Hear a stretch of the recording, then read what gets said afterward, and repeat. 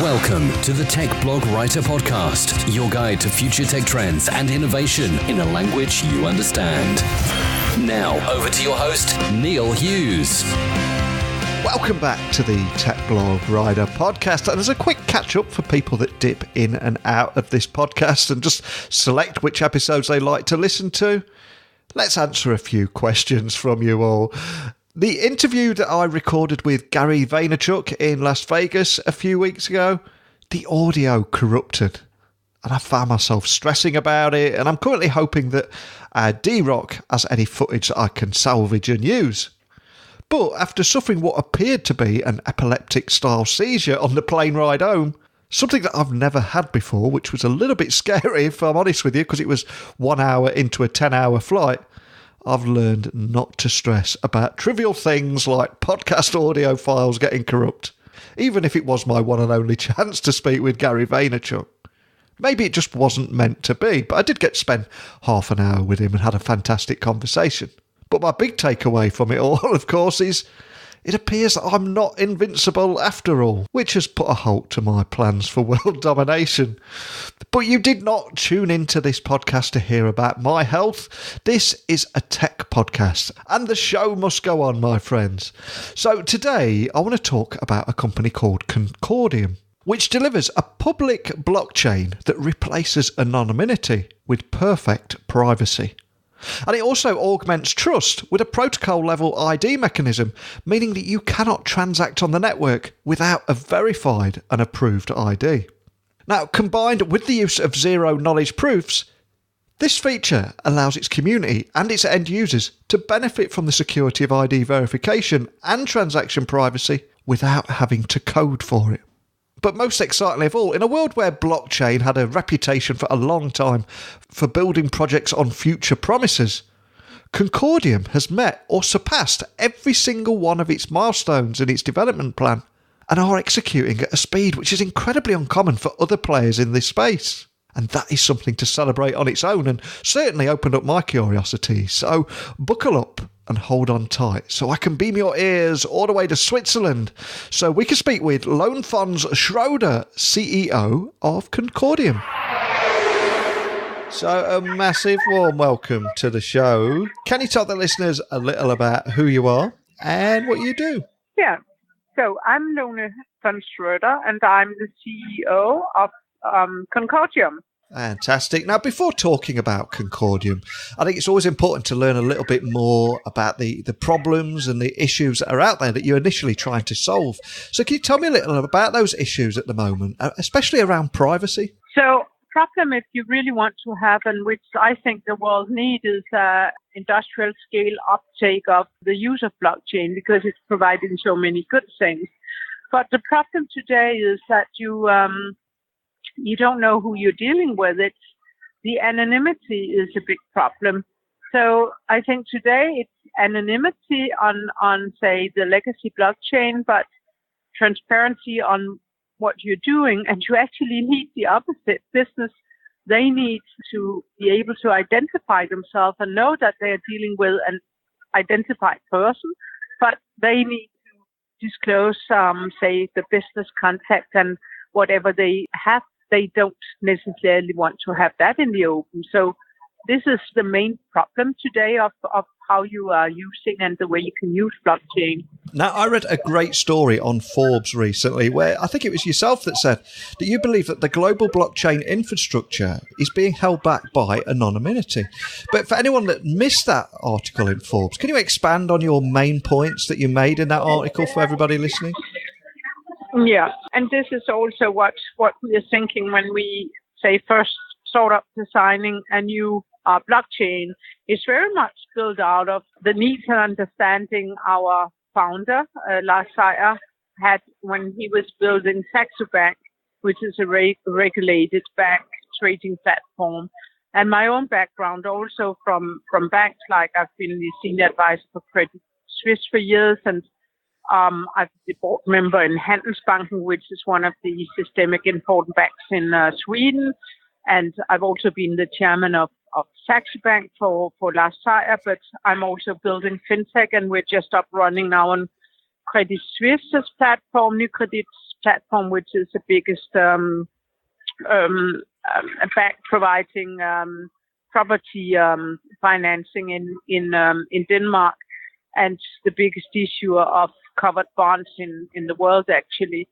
So I understand the regulator needs, and I also understand if blockchain is, say, being used large scale, of course it has to be regulated the way you also regulate other things. Companies can't work with a blockchain which kind of defines its own rules. And this is what we are looking at. And the biggest problems on the legacy blockchain today is that you are dealing with non-identified persons. The anonymity is a big problem. And identification, KYC, anonymity in the world is actually a huge problem. It's taking a lot of resources, a couple of percent on the BNP, that people are uncertain on who they are building business with. And I think Gartner actually are quoted for saying that more business in the world is not taking place because of the problem with identification than business taking place. So identification is a big problem. So that is one of the things you have to solve on blockchain. The other things you have to solve is that it is needed to go from the proof of work to proof of stake, which many new blockchains are doing. And this is, of course, in order not to have the large energy consumption.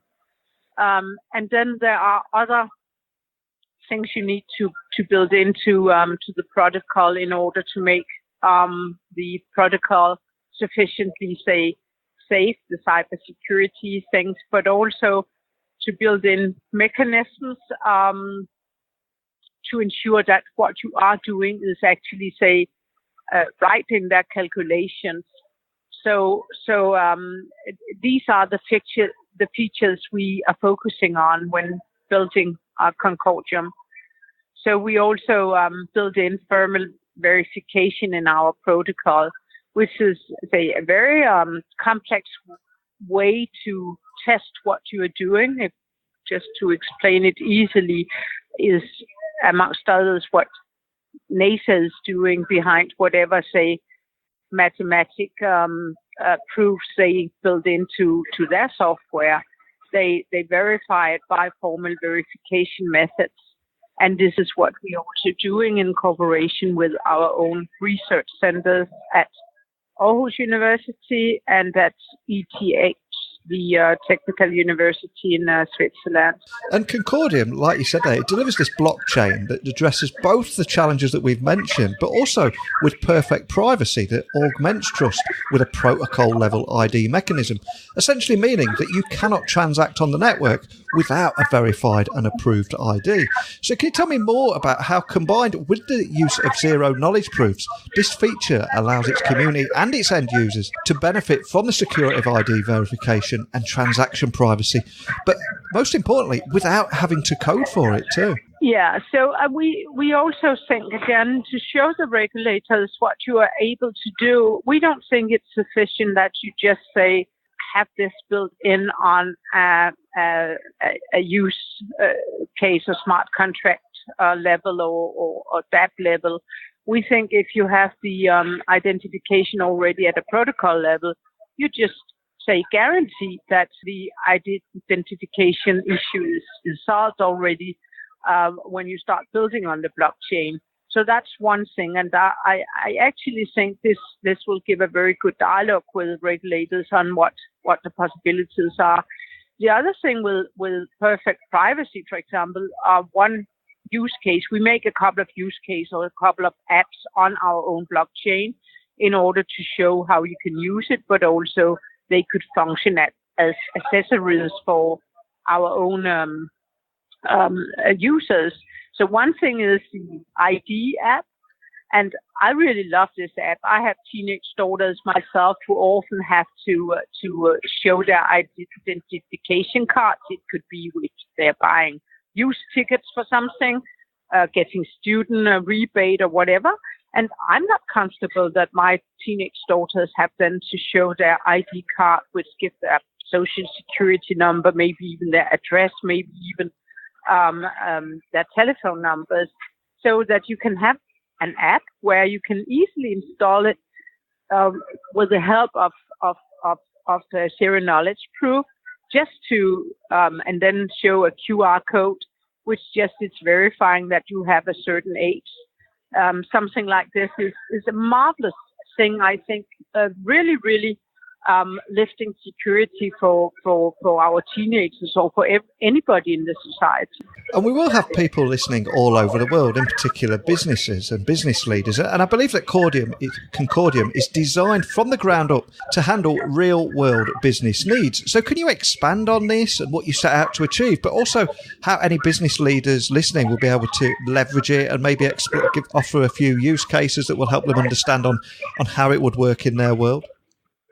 Yeah, so I think being a business leader myself with many years as a background, both from the C-suite in large corporations, being a CEO myself, and also sitting on the board, chairing Volvo Cars board meetings, and also sitting in the board of companies like IKEA, I really understand what it is you need in a business in order to be able to build a new technology. So first of all, you need to work with people who understand what you're doing. You need to work with people who understand what the needs are. Let's take one example. If you're selling, let's say you want to sell cars on blockchain, then that would give you in your smart contract, which you could have on your website, and people could just buy a car immediately on a blockchain, and they would immediately in our Concordium be identified with the identification mechanism, and then that would sell the car, and that would generate a revenue to Polestar, Volvo, or Geely, and that revenue have, of course, then to go into their IFRS accounting, and then it needs to fit into all the control mechanisms in the company for how you reconcile the revenue, etc. So you need to have an understanding on how does things work, and what is the different mechanisms on the accounting side, on the controls, on the compliance. How does it fit into the whole just making a smart contract? What is the governance which is needed in large corporations in order to do this? So I think when you talk about communities for your blockchain, it's very important, of course, to have communities for coders who actually can code the smart contracts. But it's also very important to have contacts with system integrators, that is the Essentials or the Wyomans or of the world, the Capgeminis or whatever of the world. And it's very important to have also the big auditing firms like the Deloittes of the world in your community. So it's very important to have all this and to have the understanding of what is needed when we're building our API layer for the smart contracts. We all have, say, centuries of experience, and we are building some real-time use cases ourselves in order to double test that our API layer and our toolkit is really prepared for large corporations. So these are not just, say, smart words. It's because our soul is in this, and we know what we're doing. We have that hands-on knowledge and experience. We sit with these issues in large corporations every day. So I see one of my most important role is exactly what I'm doing to bridge between our solid, totally experienced blockchain coders, our science people, and then what I call, say, the real world. The world, it both on governmental sides, public offices, and large corporations in demanding industries like financial industry, banks, and large corporations who really have to put their name behind their product.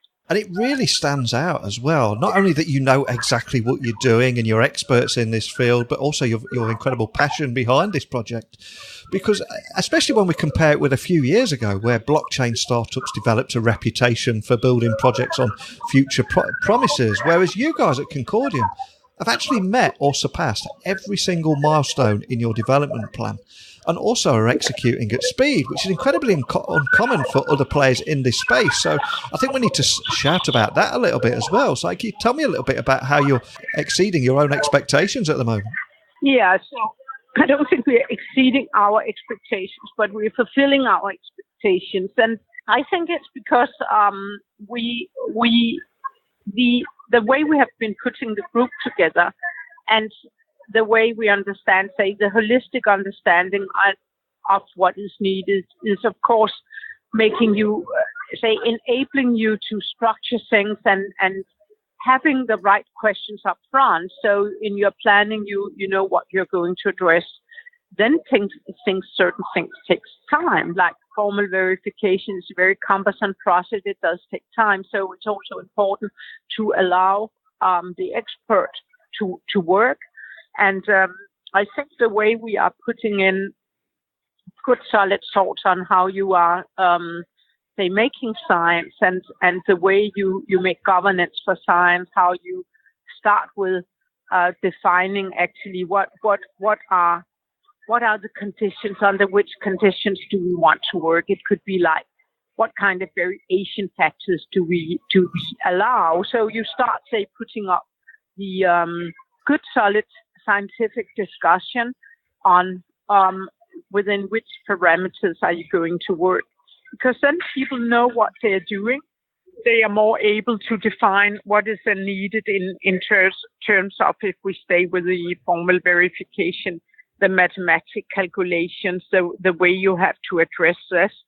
And then when you have people who again have many years of experience, I think that is important that you allow them to chip in, that you have workshops, because often I see the problem is when people don't know what they don't know. I think it's called the Dunning-Kruger effect. That is that a lot of problems actually appear from that people don't know what they don't know, or that people who really know what they know, they don't understand what other people don't know. And I think if you have this in mind in whatever you're doing, and put a group together where you really are able to address and have people to ask the questions the others didn't know had to be asked.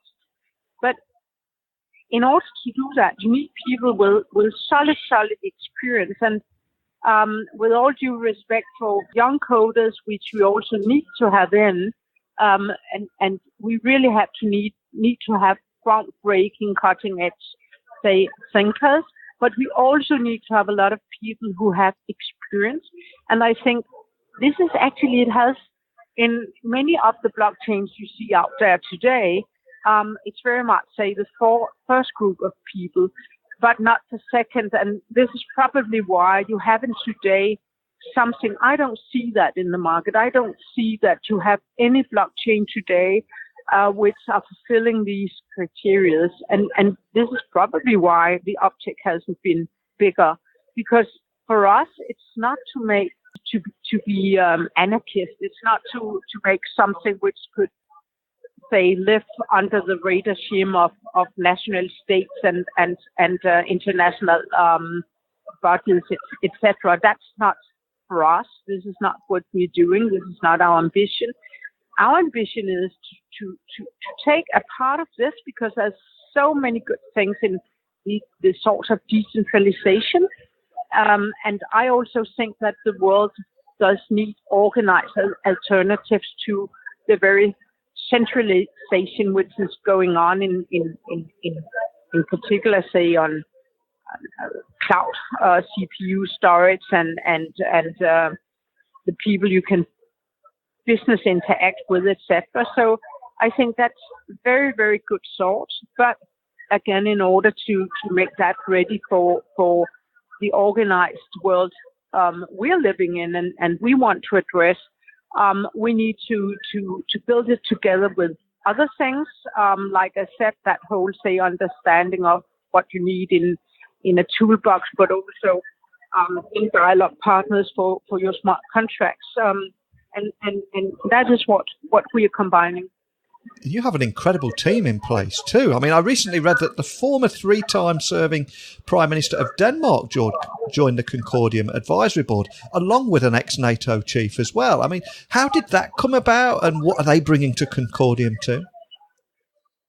Yeah, so our advisors, and we're constantly expanding our group of advisors, and again, it's because, as I said, we need dialogue partners. We need people who really understand these matters, like Anders Fogh Rasmussen and his group of people. What they are working on now is to look at how we can use blockchain for elections. Now, we all had the European election yesterday, and I think entire Europe was waiting until 11 o'clock to see the results, and I was watching both Danish, Norwegian, and Swedish news this morning to see how things are.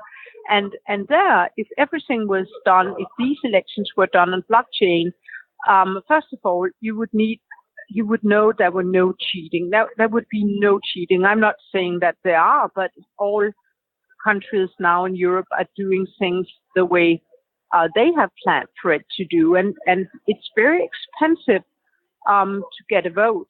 I've seen various calculations. So just one, I think, for getting a vote in the US, it's $26. You can calculate it a lot of ways, but it shouldn't be expensive to do a vote. We have, for example, in Denmark, I'm Danish of nationality. Now we had the votation yesterday for EU, and then in 1 week's time we have a general election for the parliament. And just that has been split in two was a big debate, because it's like 2 times up on the cost of carrying an election.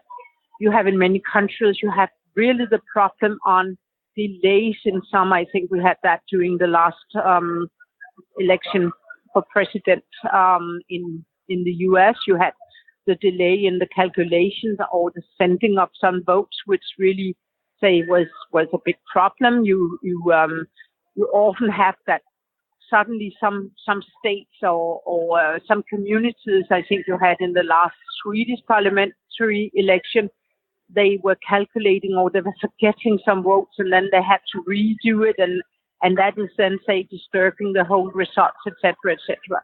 So this is one thing Anders Fogh Rasmussen and his group, and with his solid international reputation, is putting his name behind, that we can do e-voting on blockchain voting as one example of what you can use blockchain for, and so forth. We have various capacities who know the specifics of their industries, and who also can put their name behind, because I think we have to lift this to a level where people understand the quality of what we're doing. And that's also putting high demands on ourselves, because you can't get people to put their name behind. I can speak for myself at least. I don't want to put my name behind something I really don't understand, and where I can't get, say, the proof from looking at things from many angles to understand, yes, this is very solid, this has the right quality, etc., etc. So our advisors are very, very dear to us, and also in particular in the dialogue we're able to have with the advisors, who we then keep, say, very close to us and very updated on what we're doing, back to that, because we might not know the questions we have to address and the questions we should be asking, and then they can be asking those questions. So we really like challenge.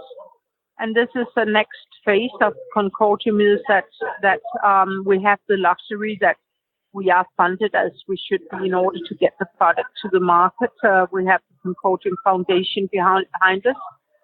But we want to have some of the leading investors in order, again, to challenge us already at a point in time now where we're able to do that kind of quality verification of what we're doing. And one of the big challenges, of course, as well, with any technology or any new solution is securing adoption. So I've got to ask, what's next for Concordium? Is there anything else you can share about the road ahead and getting that adoption? Yeah, so what is next is that we will, in the autumn, we will launch some mock-ups so people can start, playing a little around with Concordium and test and try and have a feel for it.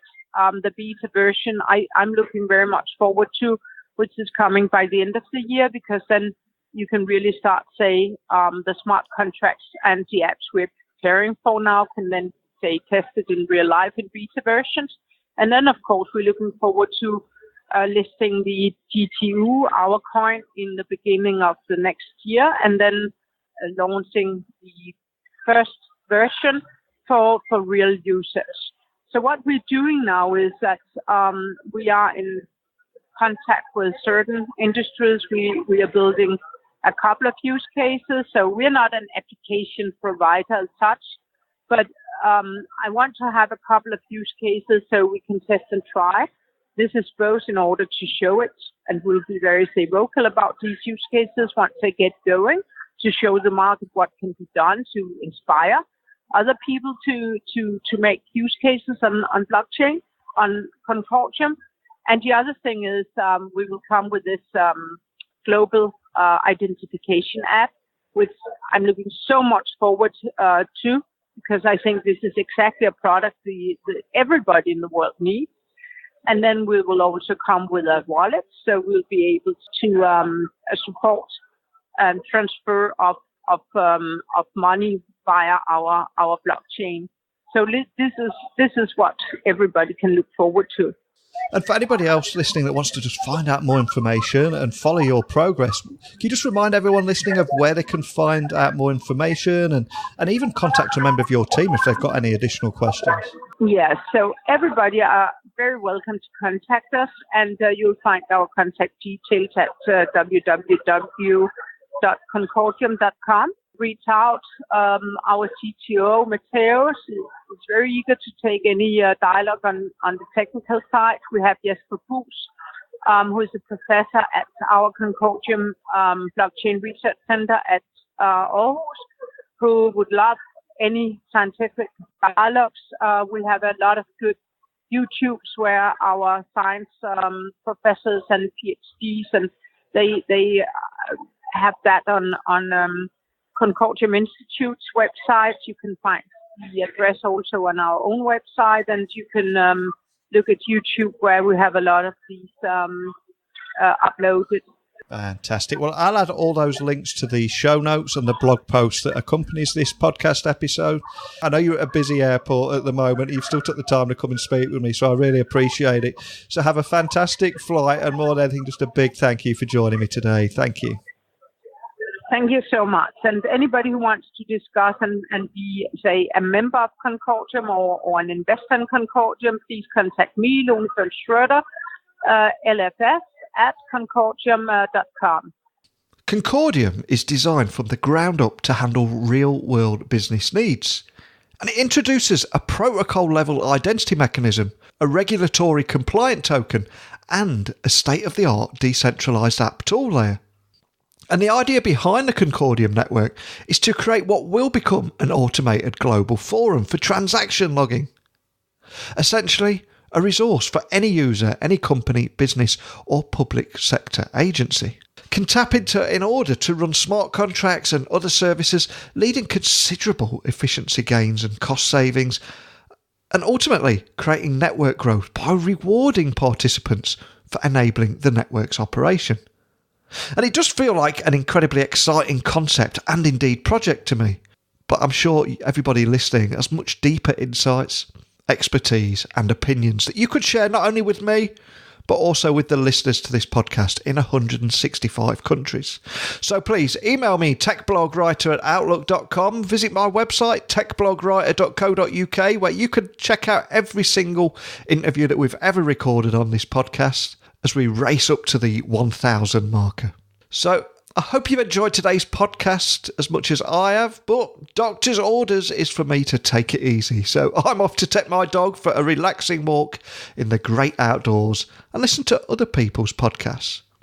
So if you have one, again, let me know, and you could be the soundtrack to my life in this symbiotic relationship that we've built together. But that's it from me. So a big thank you for listening, and until next time, don't be a stranger. Thanks for listening to the Tech Blog Writer Podcast. Until next time, remember, technology is best when it brings people together.